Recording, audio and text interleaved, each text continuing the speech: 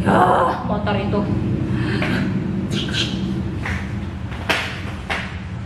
Kemudian, apalagi yang dibutuhkan? Yang dibutuhkan yang lainnya adalah pasti susu.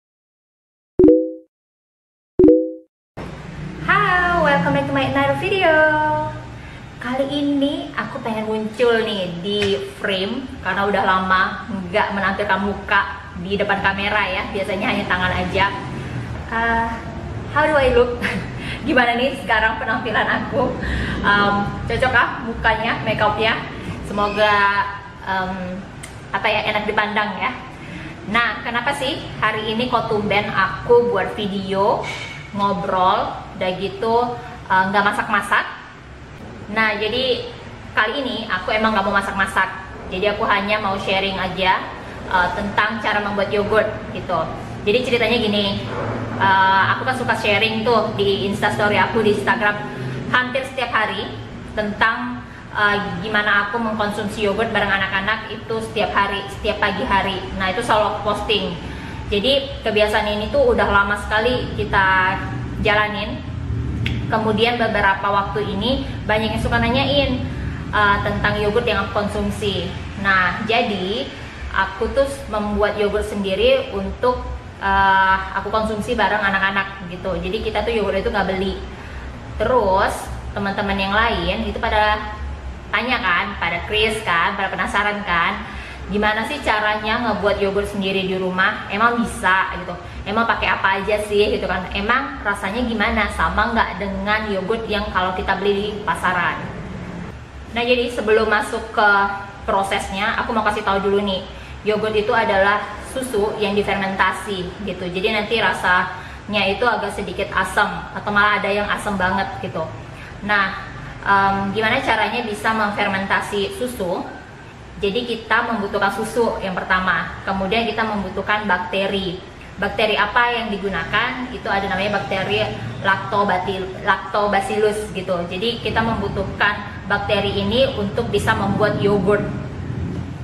Nah, dari mana bakteri itu kita dapat? Jadi kita tuh dapat bakteri itu dari bibit yogurtnya. Nah, untuk bibit yogurtnya ini atau starternya itu kalian bisa dapat dari bibit yogurt yang bisa dibeli di online shop. Itu biasanya berbentuk serbuk gitu.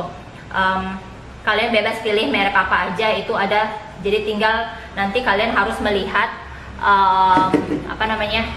ingredientsnya, apakah memang ada mengandung bakteri lactobacillus tersebut gitu. Nah, kemudian selain dari bibit yogurt yang tadi aku bilang bisa beli di online shop, apalagi nih, karena kalau dilihat dari harganya, bibit yang berbentuk serbuk itu agak sedikit pricey, jadi agak sedikit mahal. Tapi jangan sedih nih, karena selain dari bibit atau starter yang bisa kita dapat di online shop itu, kita bisa menggunakan yogurt plain yang ada di pasaran. Nah, kalau teman-teman beli yogurt di pasaran seperti di supermarket atau minimarket, itu kan ada banyak ya. Nah, pilih yang rasa plain, yang tidak ada rasanya, yang rasa original.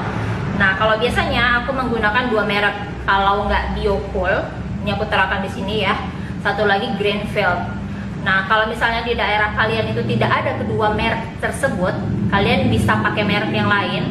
Tapi kalian harus cek ingredientsnya, apakah si yogurt yang mau kalian jadikan bibit atau starter tersebut mengandung bakteri yang kita butuhkan, yaitu bakteri lactobacillus. Nah, jadi ini aku bacain ya. Nah, ini contohnya. Ini aku mau buat yogurt hari ini nih, saat ini. Jadi ini aku menggunakan Greenfield yang plain yogurtnya sebagai starternya atau sebagai bibitnya.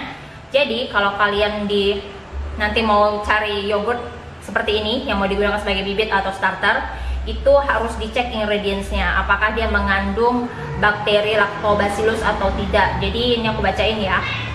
Itu ada bakteri lactobacillus, kemudian bulgaricus, kemudian streptococcus bla bla bla. Nah, itu yang aku sebutkan tadi itu harus ada di starter atau di bibitnya gitu. Nah, selanjutnya selain dari yogurt ini atau plain yogurt ini, apalagi yang kita butuhkan? Tentunya ada susu. Nah, di sini aku menggunakan susu fresh milk, susu yang sudah dipasteurisasi. Jadi bukan susu UHT. Memang dari segi tampilan itu terlihat sama aja ya dengan susu UHT, tapi kalian harus baca di kemasannya. Di sini ada tertulis fresh milk dan pasteurized. Jadi sudah dipasteurisasi. Atau kalian kalau misalnya rajin atau punya peternakan bisa menggunakan susu langsung dari sapinya gitu. Jadi tapi nanti diolah lagi. Jadi kalian harus memasaknya lagi dengan temperatur tertentu gitu. Kemudian bisa pakai susu UHT enggak? Yang aku lihat dari video-video yang beredar, mereka banyak menggunakan susu UHT, tapi aku sendiri sih belum pernah menggunakan susu UHT ya. Dari pertama kali aku buat yogurt sendiri, aku selalu menggunakan susu yang sudah dipasteurisasi gitu. Kemudian apalagi ya? Nah, kita cuma butuh dua bahan ini aja, susu yang sudah dipasteurisasi dengan yogurt plain. Nah, kalau misalnya kalian hanya menggunakan dua bahan tersebut, itu yogurt yang akan dihasilkan itu dia rasanya asam. Jadi hanya asam gitu aja gitu.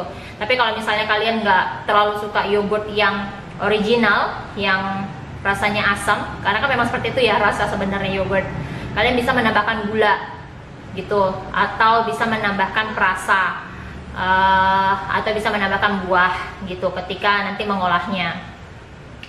Balik lagi ke kalian sih, pengennya seperti apa ya gitu.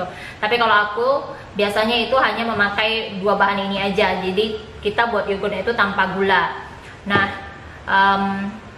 nanti ketika mau dikonsumsi itu kita menambahkan kacang-kacangan dan potongan-potongan buah gitu. Jadi rasa asamnya dari yogurt yang asli itu cenderung ketutup dengan rasa bahan-bahan yang kita tambahkan ketika kita mau mengkonsumsinya. Gitu loh teman-teman. Lanjut, dari pertama kali aku buat yogurt itu aku selalu menggunakan yogurt maker.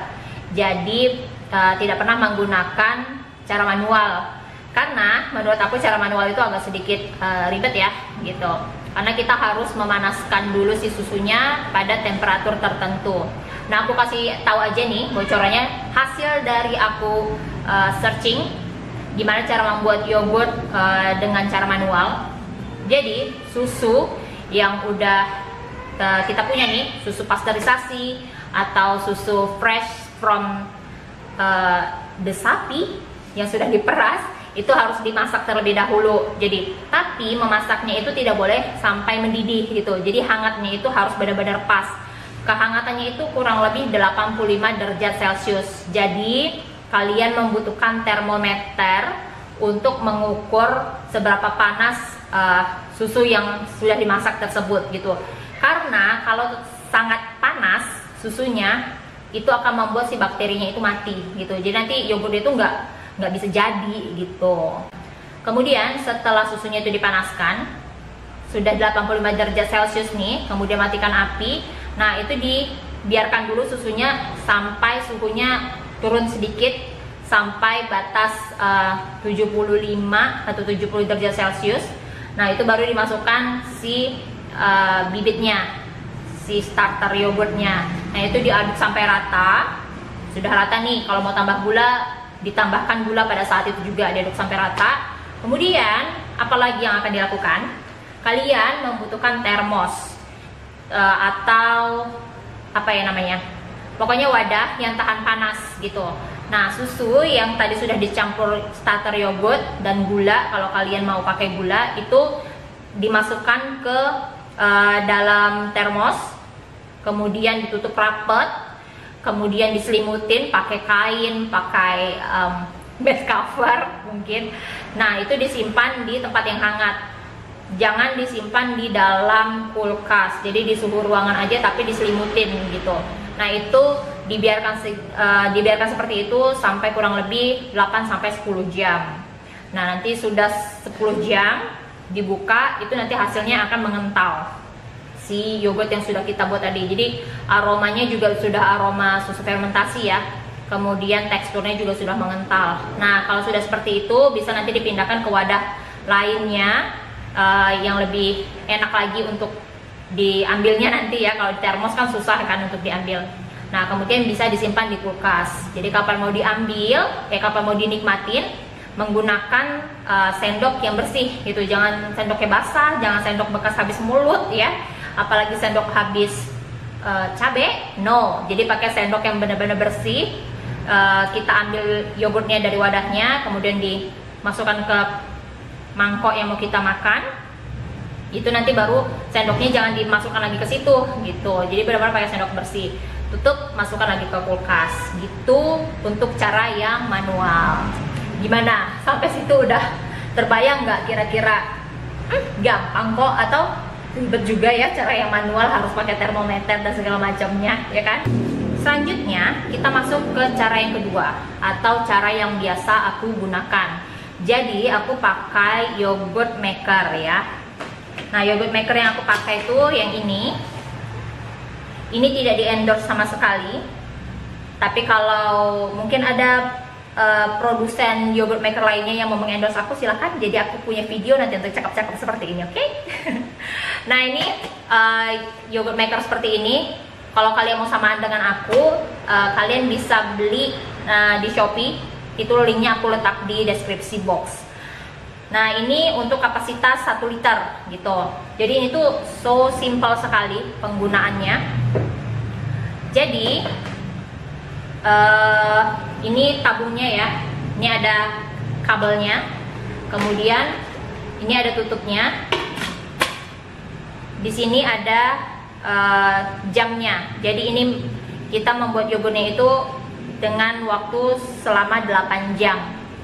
Nah, ini kita langsung praktek aja bagaimana, teman-teman. Nah, jadi tuh yogurt maker ini, kalau kalian beli yogurt maker seperti aku ini, yang didapat itu adalah yang tadi yang warna kuning itu mesinnya, kemudian mendapatkan tabung seperti ini. Ini tempat kita nanti meletakkan susu dan starter yogurtnya. Kemudian nanti dia dapat sendok dan dapat lagi mangkok untuk kita mengkonsumsi yogurt. Dapat 1 aja.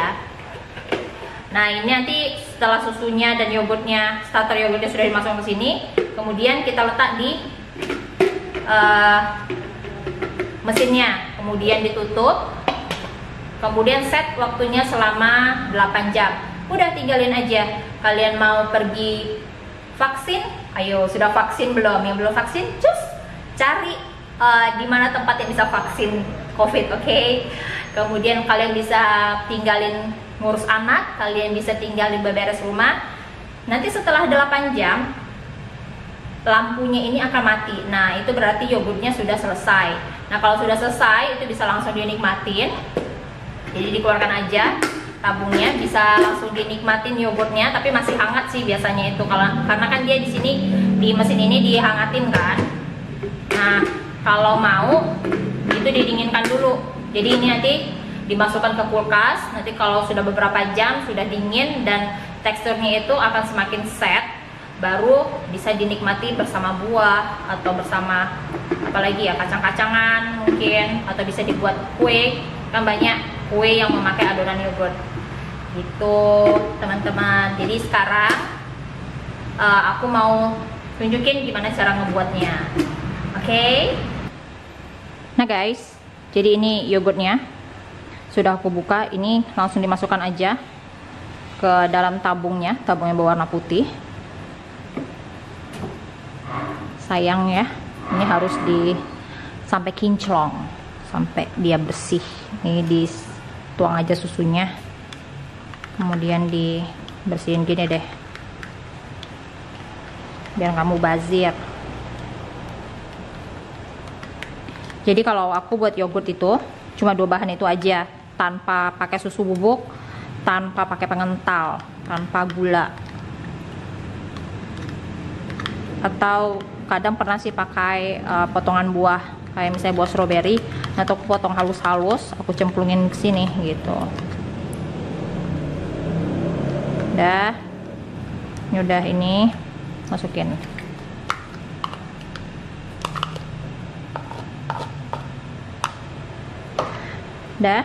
Ini ambil maksudnya tuang kurang lebih 1/4 dari susunya, jadi jangan semua dulu. Nah, ini kita aduk dulu, diaduk sampai rata. Susunya itu tidak perlu dipanasin lagi. Jadi kalau kalian pakai yogurt maker seperti ini, susunya nggak perlu dipanasin lagi. Jadi kayak ini aku susunya itu baru aku keluarkan dari kulkas, jadi masih dalam kondisi dingin. It's okay. Jadi langsung diproduksi aja. Dah, ini udah rata.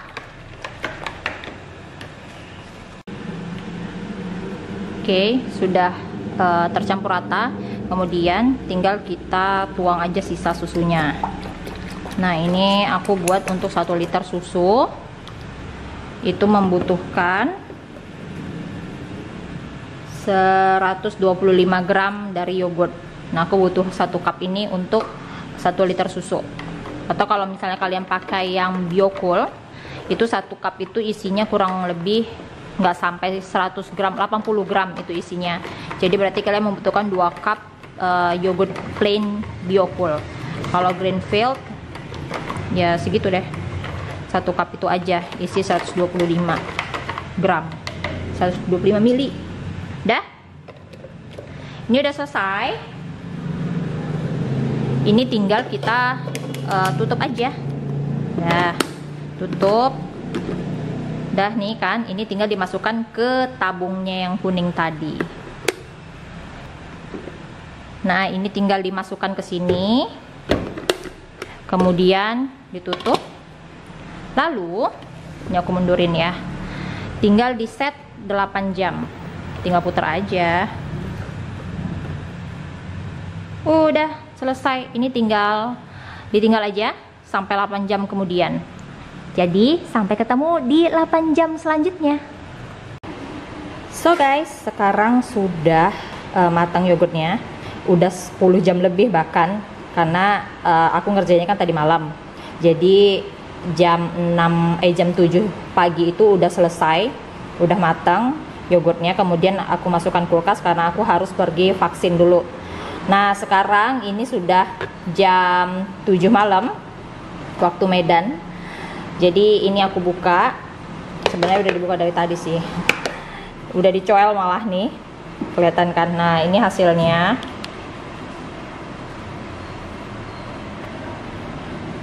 Nah, ini hasilnya. Jadi ini tadi udah dicoel. Nih. Kelihatan creamy kan? Jadi setelah 8 jam dia jadinya seperti ini. Jadi kayak aku bilang kemarin, setelah 8 jam mesinnya langsung otomatis mati. Dan aku langsung masukin kulkas tadi pagi karena aku harus pergi vaksin. Nah, ini sudah seperti ini, sudah bisa disiapkan. Jadi sendok untuk mengambilnya ini harus benar-benar bersih. Terus kita pindahkan ke mangkok. Nah, jadi ini tinggal ditambah buah atau ditambah apa lagi ya, mau dibuat kue terserah. Tapi ini asam karena ini nggak pakai gula. Kalau kalian nggak suka yang terlalu asam seperti ini, boleh ditambahin gula seperti cara yang sudah aku jelaskan di awal. Udah deh, selesai. Jadi terserah kalian mau buat yogurt pakai cara manual atau mau pakai yogurt maker seperti aku, boleh, silahkan aja, bebas.